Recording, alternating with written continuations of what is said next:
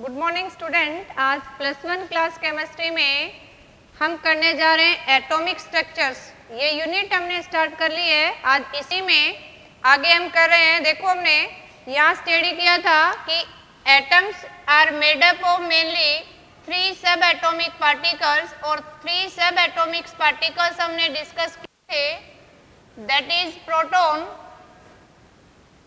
Electron and neutron. इसके अलावा भी सो मैनी सब atomic particles present in atoms, लेकिन हम यहाँ मेनली 3 सब एटॉमिक पार्टिकल्स को डिस्कस करेंगे। जनरली हमने इसी से रिलेटेड एटम से रिलेटेड बेसिक कंसेप्ट कर लेते हैं जनरली कि how can represent an atom of elements. यानी आज हम करने जा रहे हैं how can represent an atom of element. किसी भी एलिमेंट के एटम्स का रिप्रेजेंटेशन कैसे करेंगे, हाउ कैन वी रिप्रेजेंट। देखो इसके लिए हम मान लेते हैं कि लेट हम एटम्स के सिंबल्स को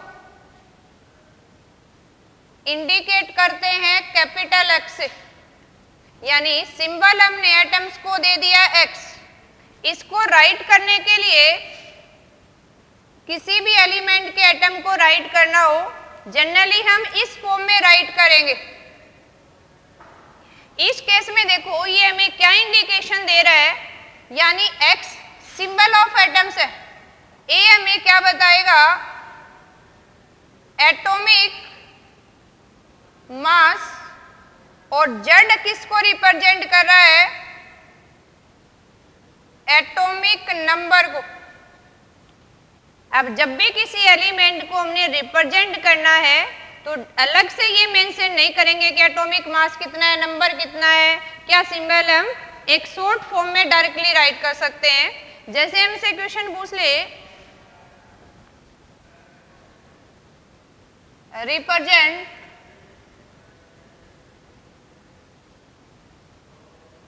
P element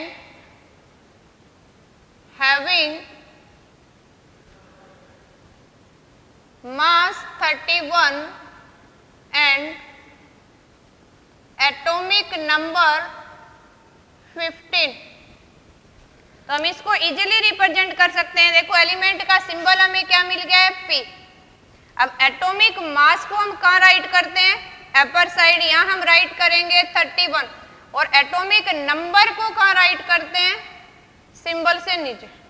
कई बार इसकी रिप्रेजेंटेशन हमें ऐसे भी मिल जाती है। देखो बाकी राइट साइड अपर में हम चार्ज मेंशन करते हैं, लेकिन कोई भी न्यूट्रल एटम है किसी एलिमेंट का, तो हम उसको इस फॉर्म में भी राइट कर सकते हैं। यानी जो हम मास आगे लिख रहे हैं, कई बार हमें ऐसे भी राइट अप किया हुआ मिल सकता है, लेकिन ये राइट अप कब करेंगे, जब अपना न्यूट्रल है, एटम के ऊपर कोई प्लस माइनस चार्ज नहीं है। नहीं, सिंपली हम इस फॉर्म में राइट करते हैं, क्योंकि यहाँ राइट अपर पोजीशन पे किसको मेंशन करते हैं, चार्ज को।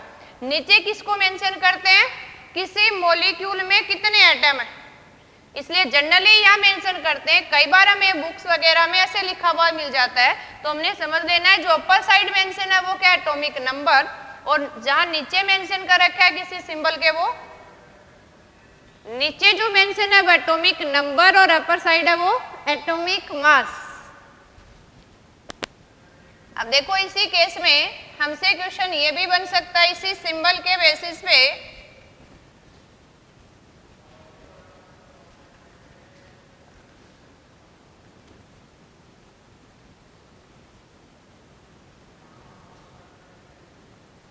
you provided एलिमेंट x, और आपको मेंशन कर रखा है यहाँ पे, लेट यहाँ मेंशन कर दिया 16/8। ये मेंशन है, आपसे पूछ रखा है कि find value of a and z। तो हमें याद रखना है कि किसी भी एलिमेंट के सिंबल के अपर साइड क्या लिखते हैं, मास, और लोअर साइड में क्या लिखते हैं, एटॉमिक नंबर। मास को ए से डिनोट करते हैं, एटॉमिक नंबर को जेड से। So we easily find the value of A and Z. Upper side है वो किसकी वैल्यू होगी, ए की। लोअर साइड में लिख रखा है वो किसकी होगी, जेड की, एटॉमिक नंबर के। तो हम इजीली फाइंड आउट कर सकते हैं। देखो अब इसी से रिलेटेड ये जो यूनिट अपनी मोस्ट इंपोर्टेंट है, कई बार कंपटीशन में अकेले इस यूनिट से 4-5 क्वेश्चन बन जाते हैं, यानी 2 और 3 क्वेश्चन तो बनने हैं इसके ऊपर 100%, लेकिन वो एग्जामिनर के माइंड पे डिपेंड करता है। यानी 2015 में इसी में से 5 क्वेश्चन उठा रखे हैं सिर्फ सेकेंड यूनिट में से। तो आपने थोड़ा सा ध्यान रखना है, क्योंकि कई बार लगता है कि बहुत आसान है ना, हमें आता है सब जी, एटॉमिक मास, एटॉमिक नंबर आप पढ़ा रहे हो, लेकिन उसका रिवीजन जरूरी है। अब इसमें 2 वर्ड हमने यूज कर लिए हैं, एक एटॉमिक मास और एक एटॉमिक नंबर। यह थोड़ा सा और ध्यान रखना है। हमने सब एटॉमिक पार्टिकल पढ़े थे, जैसे हम बात कर रहे हैं एटॉमिक नंबर की, जिसको आप जेड से डिनोट करते हैं। जेड किसके बराबर है, number of proton in an atom. किसी भी एटम के अंदर कितने नंबर ऑफ प्रोटॉन है वो किसके बराबर है, एटॉमिक नंबर के बराबर है। तो हम क्या राइट कर सकते हैं यहाँ पे, Z इक्वल टू P। लेकिन हम बात करें किसके लिए, for neutral atom. Neutral atom is without charge, या तो कटाइन हो सकता है, नाइन हो सकता है, उसके ऊपर कोई भी चार्ज नहीं, न्यूट्रल एटम है। उस केस में क्या होगा, देखो number of electrons equal to क्या होगा, number of protons, and that are equal to atomic number. तो हमें ये भी ध्यान रखना है। लेकिन इलेक्ट्रॉन एटॉमिक नंबर और प्रोटॉन के बराबर कब होगा, जब आपका एटम क्या हो, न्यूट्रल हो। इसी के केस में देखो हमने थर्ड सब एटॉमिक पार्टिकल भी पढ़ा था, न्यूट्रॉन्स। न्यूट्रॉन को कैसे फाइंड आउट करेंगे, देखो जैसे हम स्टडी कर रहे हैं एटॉमिक मास। एटॉमिक मास क्या होगा, number of proton plus number of neutron. यानी ये अपना P किसको इंडिकेट कर रहा है, नंबर ऑफ प्रोटॉन को, और N किसको इंडिकेट कर रहा है, नंबर ऑफ न्यूट्रॉन। एक एटम के अंदर कितने नंबर ऑफ न्यूट्रॉन है वो किसको, N से डिनोट कर रहे हैं, प्रोटॉन को P से, और एटॉमिक मास को किससे डिनोट कर रहे हैं, A से। तो अपने पास एक फॉर्मूला बन गया है कि A इक्वल टू क्या है, P प्लस N। यानी एटॉमिक मास हम प्रोटॉन न्यूट्रॉन की संख्या से भी निकाल सकते हैं, और इसी से न्यूट्रॉन की संख्या भी निकाल सकते हैं। कि अगर इन 3 टर्म्स में से 2 में गिवन है तो थर्ड वन निकाल सकते हैं। दैट मीन्स अपने पास अगर न्यूट्रॉन्स का नंबर हमें निकालना है तो क्या हो जाएगा, A माइनस P कर देंगे। यानी ये जो फॉर्मूलेज हैं ये हमने याद रखने न्यूमेरिकल में सॉर्ट आउट करने के लिए। पहले हम डायरेक्ट निकालना सीख रहे हैं, फिर इसको मोल कंसेप्ट से भी जोड़ेंगे, है ना। 2 तरह से पढ़ेंगे हम हर टॉपिक को, एक बार उसको अकेला, फिर पीछे वाला यूनिट जैसे पढ़ते जाएंगे उनके साथ जोड़ के, है ना। सिंपल हमें इलेक्ट्रॉन्स प्रोटॉन की संख्या निकालनी आनी चाहिए। यहाँ एक क्वेश्चन माइंड में आ जाता है, कहीं हम एटॉमिक मास लिखते हैं, कहीं एटॉमिक वेट, तो दोनों में डिफरेंस क्या है। देखो हम यहाँ लिख रहे हैं एटॉमिक मास, एटॉमिक वेट भी यूज करते हैं, जैसे मोल कंसेप्ट में पढ़ा था हमने। थोड़ा सा डिफरेंस है इनमें। देखो अगर हम बात करें एटॉमिक वेट, यानी एटॉमिक वेट तो हमारे पास क्या है, एवरेज मास ऑफ एलिमेंट। किसी एलिमेंट का एवरेज मास है, दैट मीन्स एक एलिमेंट हमें डिफरेंट फॉर्म में मिलता है, और एलिमेंट के डिफरेंट फॉर्म में जो एटम मिलते हैं उसको हम क्या बोलते हैं, जो डिफरेंट फॉर्म में मिलते हैं आइसोटॉप्स बोलते हैं। यानी ऐसे एटम एक ही एलिमेंट के जिसका मास अलग अलग होता है।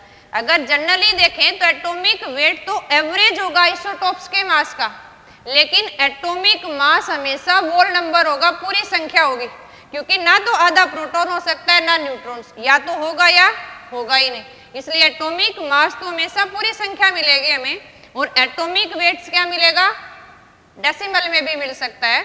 जैसे हमें सिंपली कह दे कि कोई भी एलिमेंट मान लो x एलिमेंट मान लेते हैं, इस x एलिमेंट के हमें 2 आइसोटोप्स मिल रहे हैं, इनमें से एक आइसोटोप्स लेट हमें मेंशन कर दिया दिस एंड सेकंड मान लो हमें ये मेंशन कर दिया। हमें या तो ये मिलेगा कि कितने फ्रैक्शन में है ना, जैसे मोल कंसेप्ट में हमें एवरेज मास निकालना 9th में भी सीखते हैं, थोड़ा सा यहाँ रिवाइज कर लेते हैं। यानी किसी एलिमेंट x की बात कर रहे हैं, उसके 2 आइसोटोपिक फॉर्म मिलते हैं हमें।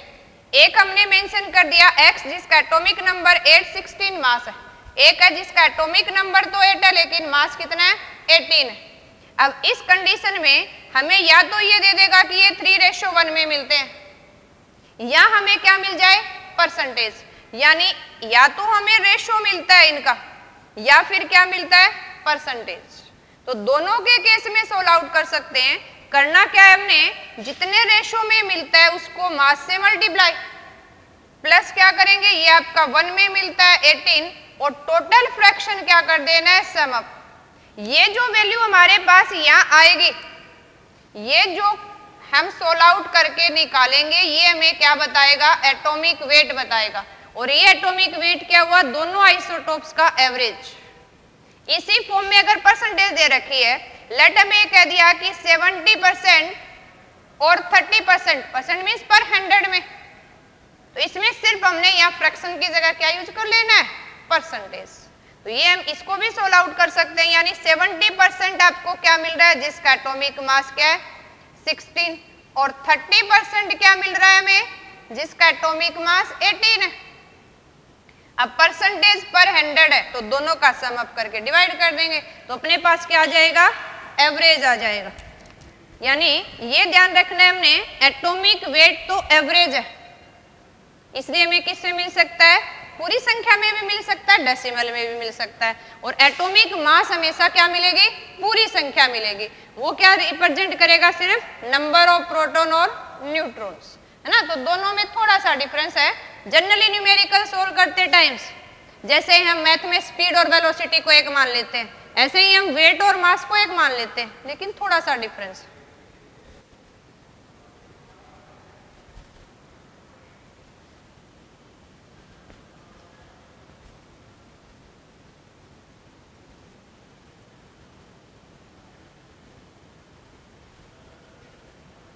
देखो इसके ऊपर सिंपली क्वेश्चन कैसे बनता है, find out number of electron, proton and neutron, ऐसे राइट कर सकते हैं। हमसे ये भी कह सकता है find the value of Z, find the value of A। अब किस में फाइंड आउट करना है, देखो हम इन ऐसे क्वेश्चन सोल्व आउट करते हैं। फर्स्ट वन लेट हमें दे दिया है, न्यूट्रल एटम दिखाई दे रहा है, कोई चार्ज नहीं है, तो हम इजीली फाइंड आउट कर सकते हैं। जैसे हमने रिप्रेजेंटेशन ऑफ एलिमेंट सीखा था अभी, किसी एलिमेंट को रिप्रेजेंट करने के लिए ये यूज करते हैं। ए एटॉमिक मास बता रहा है, जेड हमें क्या बता रहा है, एटॉमिक नंबर, तो हम इजीली फाइंड आउट कर सकते हैं। देखो इस केस में हमें ये 15 क्या रिप्रेजेंट कर रहा है, इसी के लिए अगर ए की वैल्यू डायरेक्ट मिल जाएगी, अपर साइड मास को रिप्रेजेंट करते हैं, यानी ए की वैल्यू मिल गई हमें। डायरेक्ट हमें क्या मिला इससे, एटॉमिक नंबर की वैल्यू जो डाउनवर्ड लिखी है। फिर हमें पता है कि अगर न्यूट्रल एटम है तो प्रोटॉन की वैल्यू किसके बराबर होगी, जेड के बराबर। न्यूट्रल एटम है दैट मींस प्रोटॉन जेड और किसके बराबर होगा, इलेक्ट्रॉन, तो अपने पास ये वैल्यू भी कितनी आ गई 7। नेक्स्ट वन हमारे एक डाटा रह गया है, कौन सा, न्यूट्रॉन। न्यूट्रॉन को कैसे फाइंड आउट करेंगे हम, A माइनस जेड, ए की वैल्यू अपने पास कितनी है 15, 7 माइनस कर दिया, कितना आ गया अपने पास 8, तो सबकी वैल्यू फाइंड आउट कर ली। अब मान लो हमें ऐसे दे रखा है, यही ले लेते हैं, नाइट्राइट दे दिया अभी हमें, है ना, ये आयंस, दैट मीन्स ये चार्ज है इसके ऊपर। जब भी किसी चार्ज के ऊपर हमें फाइंड आउट करना हो नंबर ऑफ इलेक्ट्रॉन्स, तो कैसे फाइंड आउट करेंगे कि जेड माइनस चार्ज, तो तो हमें किसकी वैल्यू आ जाएगी, नंबर ऑफ इलेक्ट्रॉन्स। बाकी सेम रहेगा अपने कैलकुलेट करने का, क्योंकि जनरली हम केमिकल रिएक्शंस के बारे में पढ़ चुके हैं। जब भी कोई लूज और गेन करता है तो प्लस माइनस चार्ज आता है, और प्लस माइनस चार्ज किसकी वजह से आया, इलेक्ट्रॉन के लूज और गेन से। दैट मीन्स किसकी वैल्यू चेंज होगी, अपनी इलेक्ट्रॉन की। तो जब भी चार्ज स्पीशीज की निकालनी हो तो नंबर ऑफ इलेक्ट्रॉन्स के लिए हमारे पास एक फॉर्मूला बन जाएगा फॉर चार्ज आयन, या कोई भी चार्ज स्पीशीज आपको दे रखी है उसके लिए हमारे नंबर ऑफ इलेक्ट्रॉन निकालने के लिए फॉर्मूला बन गया एक। अब इजीली फाइंड आउट कर सकते हैं। कैसे फाइंड आउट करेंगे, देखो अपर साइड है सबसे 14, जेड की वैल्यू, यही किसकी वैल्यू होगी, प्रोटॉन की।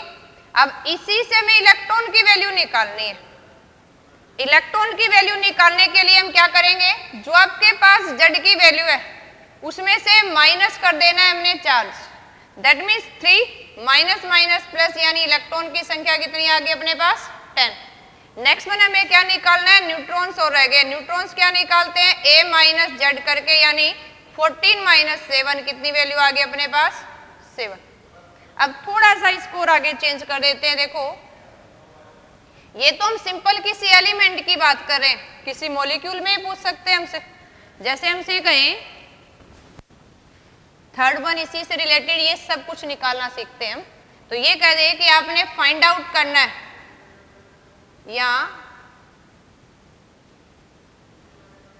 यहाँ रिप्रेजेंट हमसे करवा रहा है, मान लो प्रोटॉन्स निकालने हैं हमने, इलेक्ट्रॉन निकालने हैं और न्यूट्रॉन्स निकालने। ओके, हमें यहाँ कंपाउंड्स दे दिया, मान लो सिंपल, दैट मीन्स हमें 2 एलिमेंट्स दे रखे हैं। इस केस में जो नॉर्मल एलिमेंट्स है, एक तो हमें ये इंडिकेशन दे रखा हो तो उससे इजीली फाइंड आउट कर लेते हैं। कई बार हमें इंडिकेशन नहीं दे रखा है उससे, यानी इस इंडिकेशंस को हमने किससे जोड़ दिया, मोल कंसेप्ट से जोड़ ले। अभी इसमें अगर आपको सिंपल ये दे दे, एक मॉलिक्यूल रिप्रेजेंट कर रखा है, दैट मीन्स हम इसी की बात करेंगे कि आपके पास नाइट्रोजन है और हाइड्रोजन है। ओके, इस केस में देखो एक हमारे पास क्वेश्चन बनता है, ऐसे हमारे पास 3 एटम है, ऐसे हमारे पास 1 एटम है। ओके, अब इसमें हमने प्रोटॉन, इलेक्ट्रॉन, न्यूट्रॉन की संख्या निकालनी है, तो भी निकाल सकते हैं ना। मॉलिक्यूल्स की दोनों का फिर क्या कर देंगे, सम अप। जब आपका न्यूट्रल मॉलिक्यूल दे रखा है तो इसको ज्वाइंट करके नहीं दिखाएंगे हम, सिंपल निकालेंगे। तो इस केस में देखो अगर हमारे प्रोटॉन्स की वैल्यू देखें तो कितनी है, 7। इलेक्ट्रॉन की वैल्यू कितनी है, 7। और हमसे क्या पूछा है, न्यूट्रॉन। न्यूट्रॉन मीन्स 14 माइनस 7, ये भी कितना आ गया, 7। सेम इसी में कैलकुलेट कर लेते हैं। अपने पास प्रोटॉन की वैल्यू तो इसके बराबर, इलेक्ट्रॉन की वैल्यू भी किसके बराबर हो जाएगी, जेड के बराबर। और एन की वैल्यू क्या होती है, A minus Z. That means 1 minus 1 कितनी आ गई, 0। अब इस केस में हमारे पास कितने एटम है, ऐसे 3। तो सबको हम किससे मल्टीप्लाई कर दें, 3 से। फिर दोनों को क्या कर दें, सम अप। यानी टोटल कितने आ गए, क्योंकि हमसे तो इसने पूछे कितने नंबर है, ये तो पूछा नहीं नाइट्रोजन में कितने, हाइड्रोजन में कितने हैं। तो अब इस मॉलिक्यूल में भी निकाल सकते हैं। दैट मीन्स देखो 7 प्रोटॉन यहाँ है, 3 प्रोटॉन यहाँ है, अपने पास टोटल कितने प्रोटॉन हो गए, 10। यहाँ 7 इलेक्ट्रॉन है, 3 इलेक्ट्रॉन यहाँ है, कितने इलेक्ट्रॉन हो गए, 10। यहाँ आपके न्यूट्रॉन कितने हैं, 0। तो न्यूट्रॉन सिर्फ किसके काउंट करेंगे हम, नाइट्रोजन के। यानी कितने न्यूट्रॉन है हमारे पास, 7। यानी ये हमें याद रखना है, hydrogen only elements that do not contain neutrons. और ये हाइड्रोजन का भी हम पढ़ेंगे अभी डिफरेंट फॉर्म्स। ये इसका प्रोटॉन आइसोटोप्स है, जिसके अंदर क्या है, प्रोटॉन, ड्यूटेरियम एंड ट्राइटियम, 3 पढ़ेंगे अभी हम। इनमें से जो प्रोटोनियम है अपना, उसके अंदर क्या है, विदाउट न्यूट्रॉन्स, जिसके अंदर एक प्रोटॉन और एक इलेक्ट्रॉन, न्यूट्रॉन नहीं है। तो सिंपली ये भी क्वेश्चन बन जाता है कि उस एलिमेंट का नाम बताओ, या out of given which element do not contain any neutrons, तो कौन है, सिर्फ जितने भी नॉन एलिमेंट्स अपने पास उनमें से सिर्फ एक है, वो कौन सा है, हाइड्रोजन्स का आइसोटोप्स है ये प्रोटॉन, है ना, सिंपली इसको प्रोटॉन बोल देते हैं, नहीं क्या है अपना ये प्रोटोनियम। अब इसी से रिलेटेड देखो आगे क्या क्वेश्चन बन सकते हैं अपने,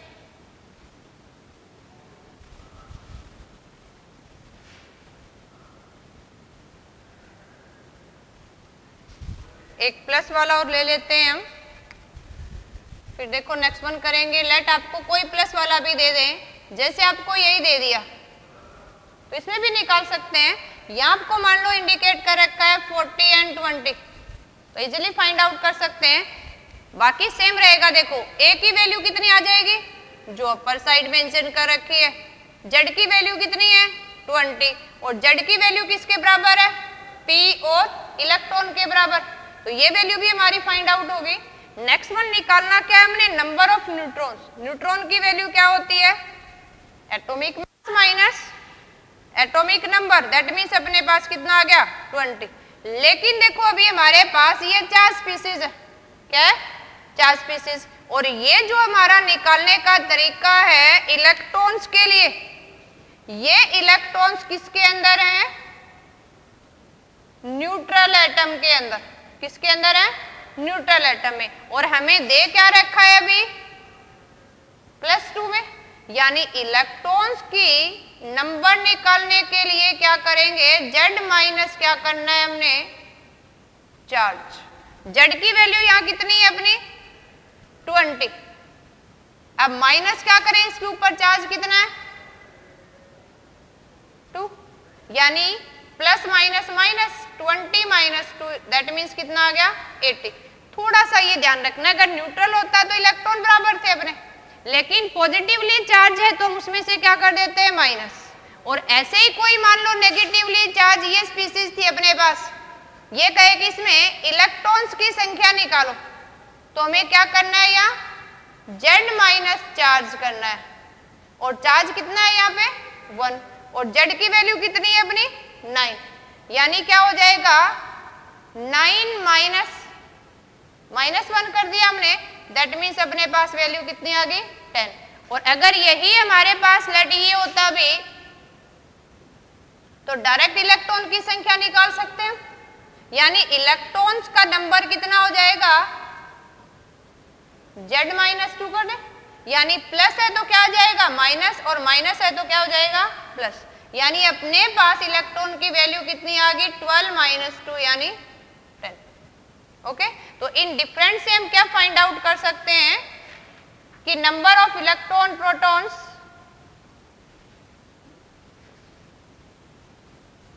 अब इससे रिलेटेड जो हम बार बार वर्ड जो हम यूज कर रहे हैं इलेक्ट्रॉन प्रोटॉन से, कुछ हम डिफरेंस डाटा इससे रिलेटेड स्टडी करते हैं। देखो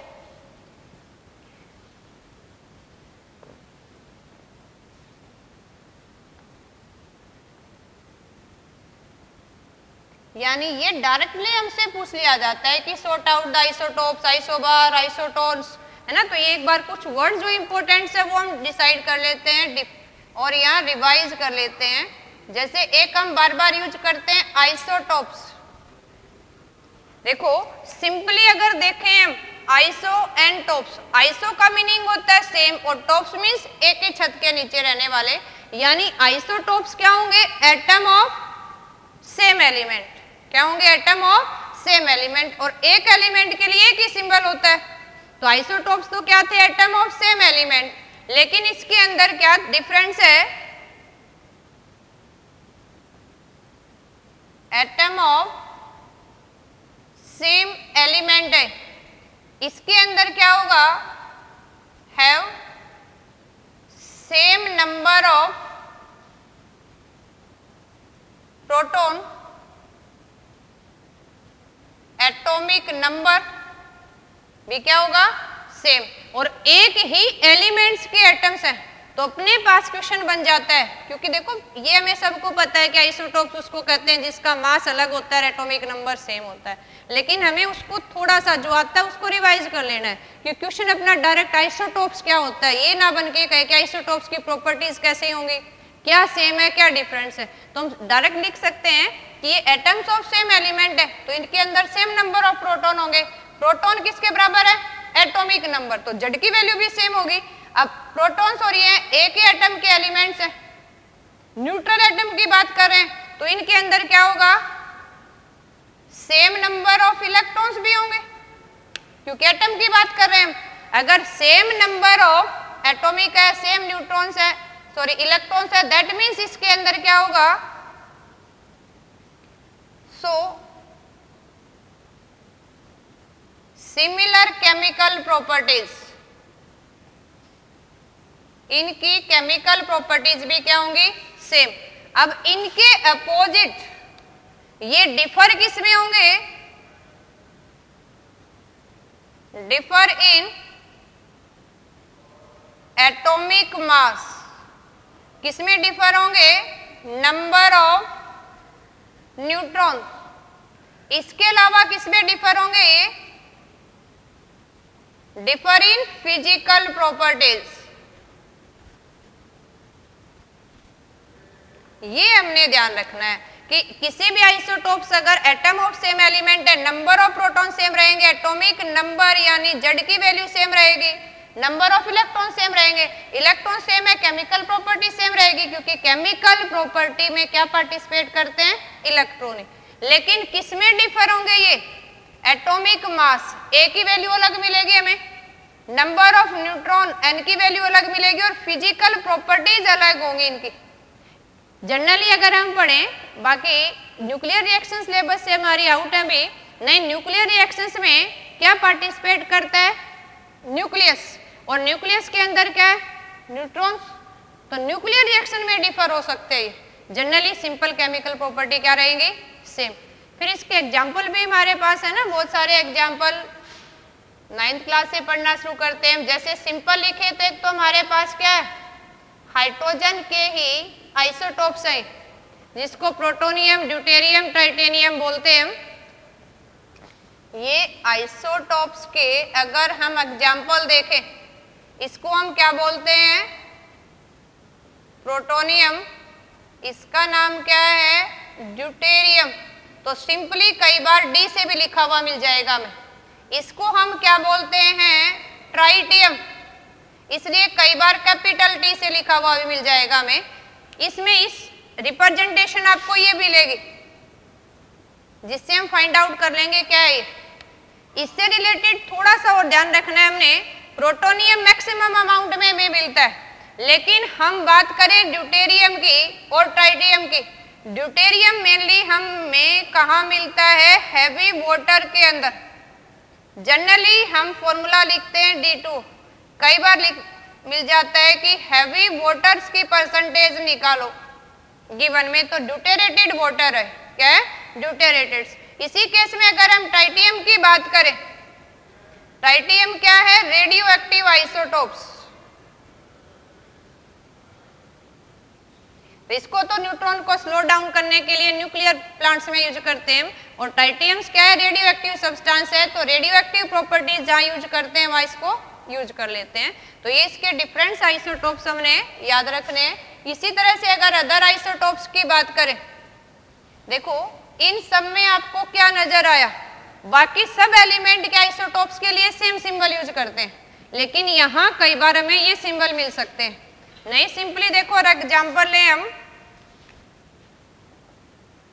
आपको मेंशन कर दिया ये भी कार्बन 12 6, कार्बन 13 6, कार्बन 14 6।